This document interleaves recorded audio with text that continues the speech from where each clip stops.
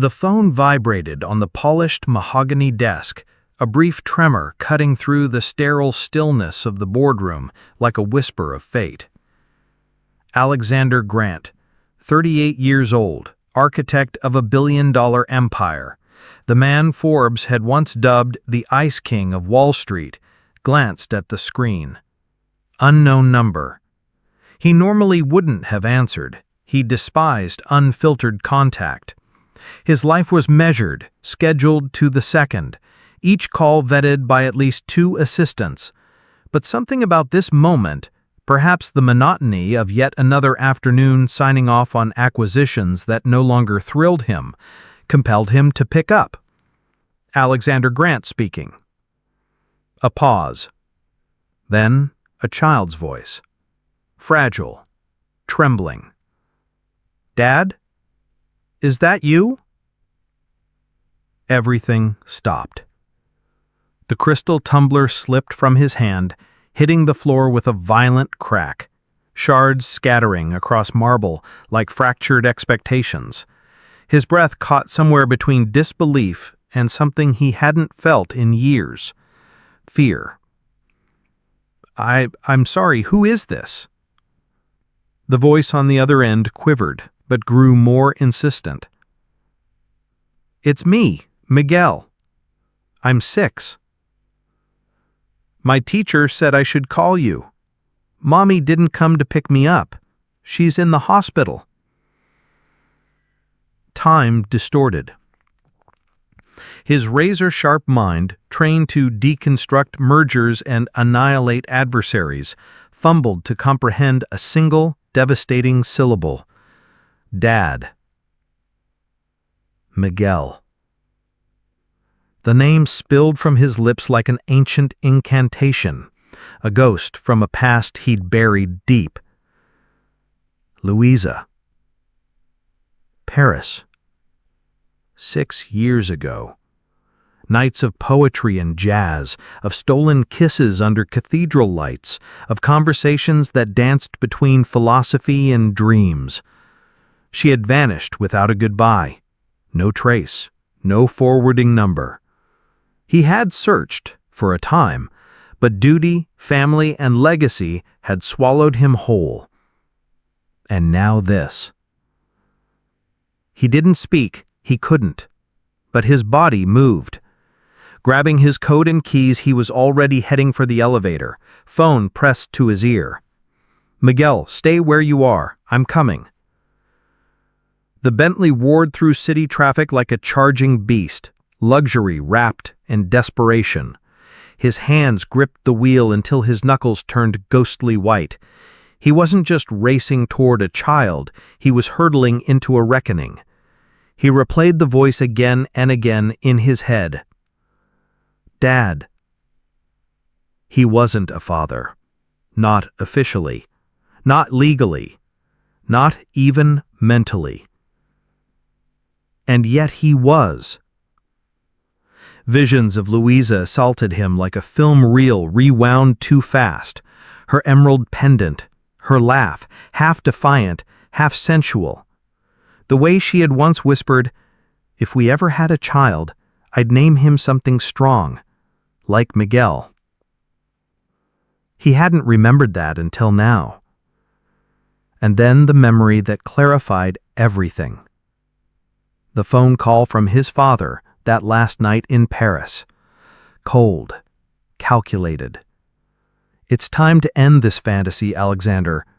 Your mother and I won't allow a waitress to stain this family." A veiled threat. And now the truth bled through. They hadn't just scared Louisa away. They had erased her. The school loomed into view, bright and innocent, a building brimming with laughter and innocence. How ironic that here, amidst swings and storybooks, the truth of his bloodline awaited. On a red bench near the playground sat a boy with skin like polished mahogany, a Spider-Man backpack slung at his side. Next to him stood a woman, kind, composed, her hand resting gently on the boy's shoulder. Alexander's breath caught. The boy looked up, and it was like staring into a mirror, distorted only by time and skin tone. Same brow, same defiant jawline, same piercing dark brown eyes. Even the small birthmark above his right eyebrow, an unmistakable Grant family trait. "Dad?" the boy asked again, unsure. Alexander dropped to one knee, the word catching in his throat. "Yes, Miguel. I'm here." And the child launched forward, arms wrapping tight around Alexander's legs. In that moment, the man who once closed billion-dollar deals without blinking broke. Miss Oliveira, his teacher, filled in the blanks. Luisa had collapsed that morning. Before losing consciousness, she had given her neighbor a worn envelope and a single instruction: find Alexander Grant. The boy had insisted on calling himself. In the car, Miguel spoke in bursts about his favorite cartoons, his school, how Mommy made pancakes in dinosaur shapes. Each detail chipped away at the dam inside Alexander's heart. But nothing prepared him for what awaited at the hospital. A middle-aged doctor, grave and composed, approached. "Mr. Grant, I'm Dr. Torres.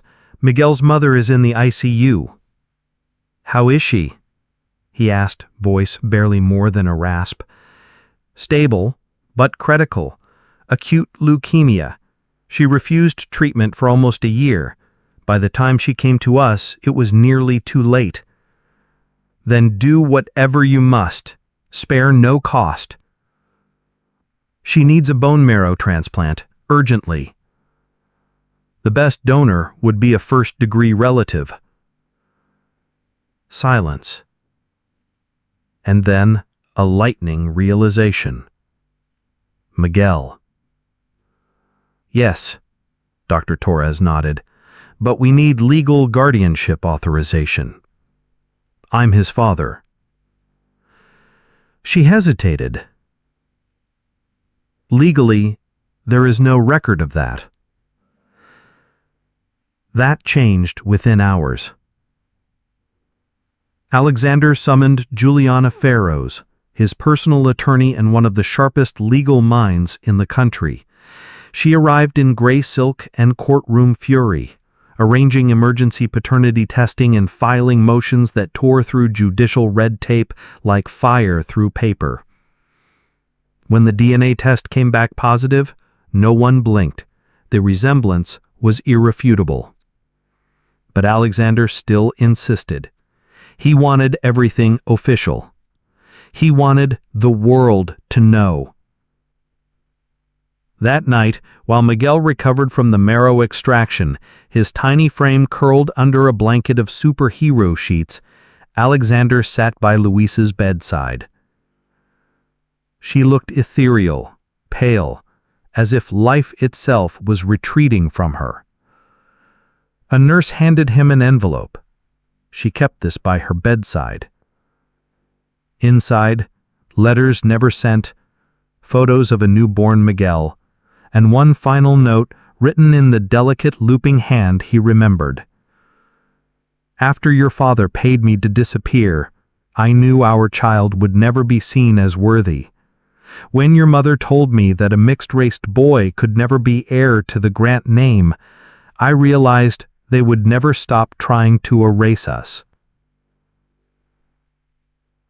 The rage came slow, cold, and consuming. His parents, Richard and Victoria Grant, had orchestrated everything. They had silenced Luisa, bought her disappearance, stolen 6 years of his son's life for one reason only: skin color. And now the man they raised to rule without mercy would turn that blade on them. The Grant penthouse was a fortress in the sky. Marble floors, glass walls, a cold, modernist monument to power. But that night, it felt wrong.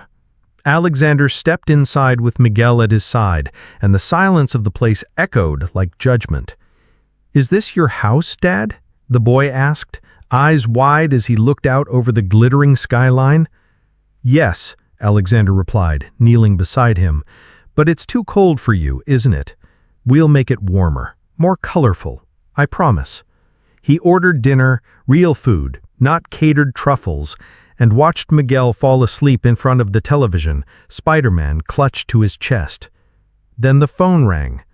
The screen flashed a name he hadn't seen in months, Richard Grant. He let it ring. Once, twice, then answered. "So," came the voice, icy, precise. "It's true." Alexander didn't speak. "My man at the hospital saw you. Are you really claiming that bastard?" "That bastard is your grandson." Richard's voice dropped to a whisper. "You can't do this. Think of the company, the family." "I am thinking of my family, for the first time in my life." "You're being irrational. What will the shareholders say when they find out your heir is—" He paused, as if the next word were poison. "Say it," Alexander challenged, voice low and dangerous. Silence. "Then, there will be a board meeting tomorrow." "Excellent," Alexander said, and hung up. The next morning, before heading to the hospital, Alexander made 3 calls. First, to Juliana. "I want every document, emails, transfers, surveillance contracts, anything connecting my parents to Luisa's disappearance." Second, to Marcus Chen, his CFO and oldest friend. "Start pulling board support, quietly." Third, to Diana Williams, investigative journalist, Pulitzer nominee, and a thorn in the side of corporate corruption. "I have a story," he said. "It'll burn the house down." By noon, Miguel's transplant was complete. The boy was brave, smiling through pain, whispering to the nurse that he was going to be strong for his mommy. By 2, Alexander was flipping through a folder in the hospital cafeteria. Inside, everything. Wire transfers to a private security firm in Paris. Transcripts of Luisa's phone calls intercepted. Internal memos rerouting her letters to Alexander through Richard's office. His father had spent millions to erase a woman and child from existence, not out of malice, but out of entitlement. It wasn't just prejudice, it was control. Alexander didn't cry, he didn't scream, he simply said, "It ends now." The Grant Enterprises boardroom had seen hostile takeovers, proxy wars, billion-dollar deals, but nothing like this. 12 directors sat in tailored suits, sipping espresso, murmuring about market performance. Richard and Victoria stood at the head of the table, composed, icy. "He's late," one of them muttered. Then the doors opened. Alexander entered, with Juliana, Marcus, and Diana Williams. Gasps. "This is a private meeting," Richard said, jaw tight. "I called it, and these people are central to what's about to happen." Marcus dimmed the lights. Slide 1, a $2 million payment to a private security firm in Paris. Slide 2, a memo rerouting all Luisa's correspondence. Slide 3, phone records. Dozens of calls from Luisa blocked by order of Richard Grant. "You systematically destroyed every chance I had to know my son." "Private family matters," Victoria said, voice sharp. "No," Alexander said, "corporate abuse of power." "And why?" he asked, stepping closer. "Because Luisa wasn't white? Because Miguel's skin didn't match yours?" The room froze. Then he showed them the final image. Luisa in a hospital bed, gaunt and pale, with Miguel holding her hand. "This is the cost of your prejudice." Victoria's facade cracked. Richard remained stone. "What do you want?" he finally asked. "Justice and change." Juliana handed out folders. Inside, a proposal, a complete restructuring of Grant Enterprises. 30% of profits to fund the Miguel Grant Foundation. Scholarships for marginalized students. Corporate policies against institutional bias. Leadership training for equity and inclusion. "This is absurd," Richard snapped. "They already have," Marcus said, producing signed consent from 62% of shareholders. "How?" Victoria gasped. Alexander turned the next slide. Personal emails between Richard and Victoria. Explicit, racist, damning. "I haven't even given these to the press yet." Diana raised her pen, smiling. "But I will, unless the company makes public commitments today." Richard stood, trembling.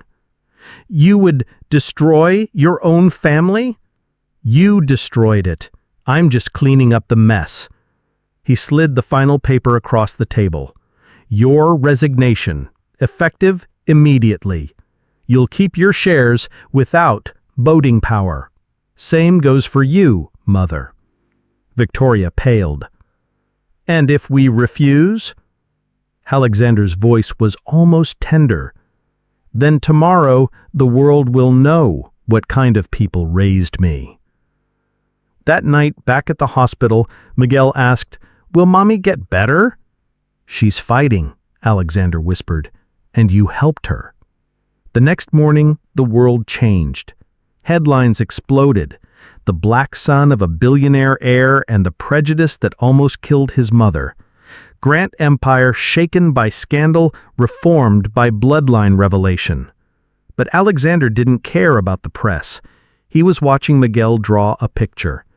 3 stick figures, a man, a woman, and a boy, all holding hands, all smiling. 6 months later, Luisa stood on a stage beside Alexander and Miguel. Cameras flashed. Diana Williams read from a prepared statement. "We are here not to shame the past, but to build a future." Luisa stepped forward. "For years I was silenced, dismissed, but today I speak for every child who deserves to know their parent, regardless of race or class or power." Miguel took the mic.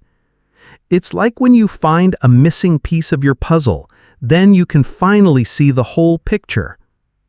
And far away in a silent mansion, stripped of influence, Richard and Victoria watched on television. The empire was intact, but its soul had shifted. "We should meet him," Richard said at last. And 2 weeks later, in a quiet park, they did.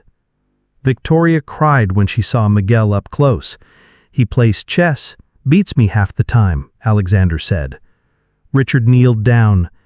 "Do you want to learn some old family tricks?" Miguel nodded. He had no hatred. He had no history to forgive. Only new memories to build. 1 year later, the Miguel Grant Foundation opened its new headquarters.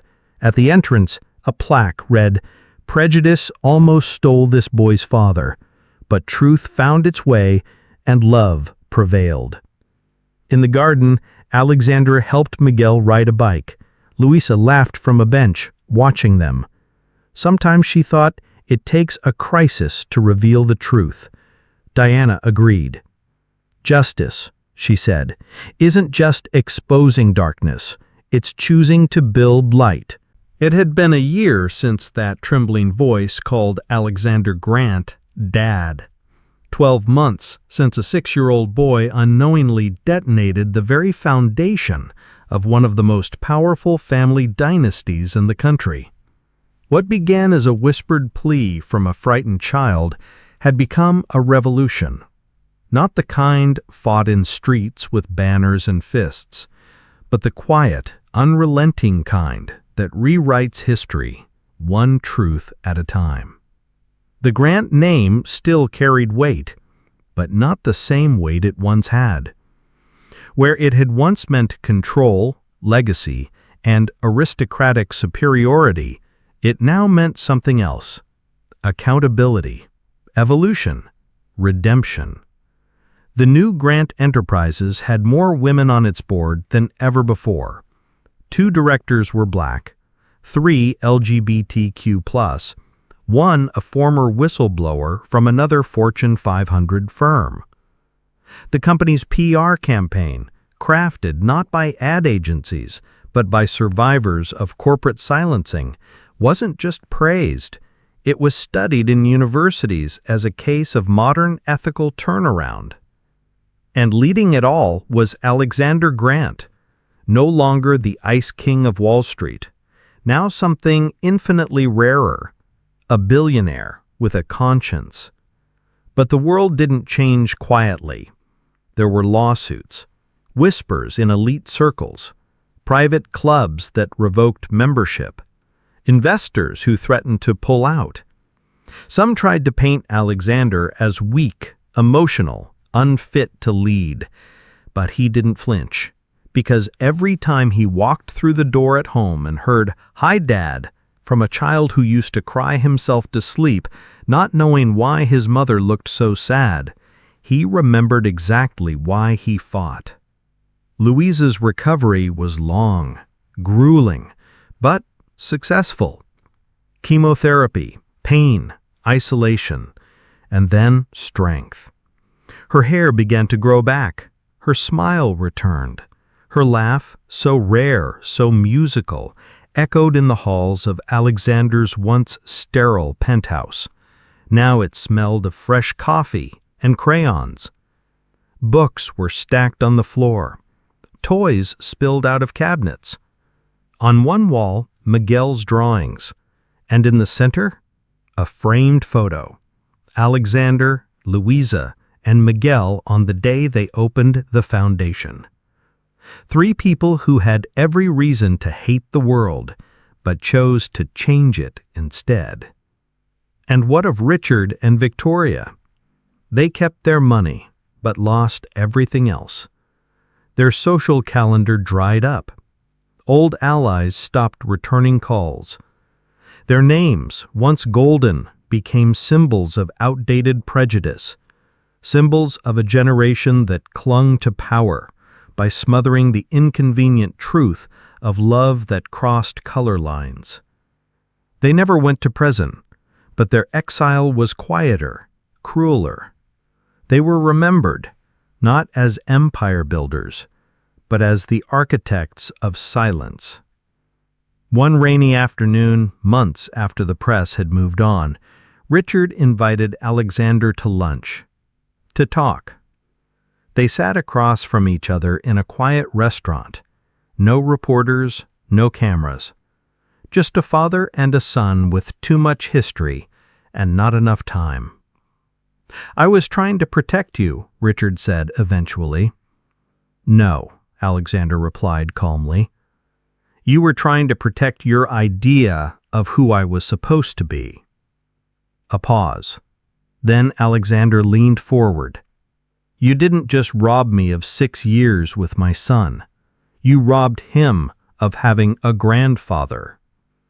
Richard said nothing, but for the first time in his life, he looked ashamed. Meanwhile, Miguel continued to grow. He learned chess with Richard, baked cookies with Victoria, once she was allowed back into their lives under strict, fragile conditions. He didn't judge them. He didn't carry old wounds. He asked questions. "Why did you send Mommy away? Why did Daddy not know about me?" And the answers were hard, but they came. Because truth, once spoken, demands to be heard again. In a televised interview a year later, Alexander was asked, "What was the most powerful lesson you learned through all of this?" He didn't answer immediately. Instead, he looked at Miguel, now 7, smiling in the front row next to Louisa, who squeezed his hand proudly. Then he said, "That real legacy isn't in what you leave behind in your will. It's in who you stand beside when the world tells you not to." The interviewer nodded. Cameras zoomed in, and across the nation, millions saw something rare. A story not about revenge, but about restoration. At the second annual Miguel Grant Foundation Gala, Diana Williams stood at the podium, now a best-selling author with a book on the case titled Bloodlines and Battlefields. As she finished her speech, she turned to the family seated at the front table. "This," she said, gesturing to them, "is what it looks like when power learns to listen, when a corporation stops seeing people as risks and starts seeing them as the reason it exists." The crowd erupted, but Alexander didn't bask in applause. He turned to Miguel. "You tired, champ?" Miguel nodded. "Let's go home." That night, back at their garden-lit home, Miguel asked the question every child eventually does. "Dad, are we happy now?" Alexander paused, then knelt. "We're not just happy. We're free."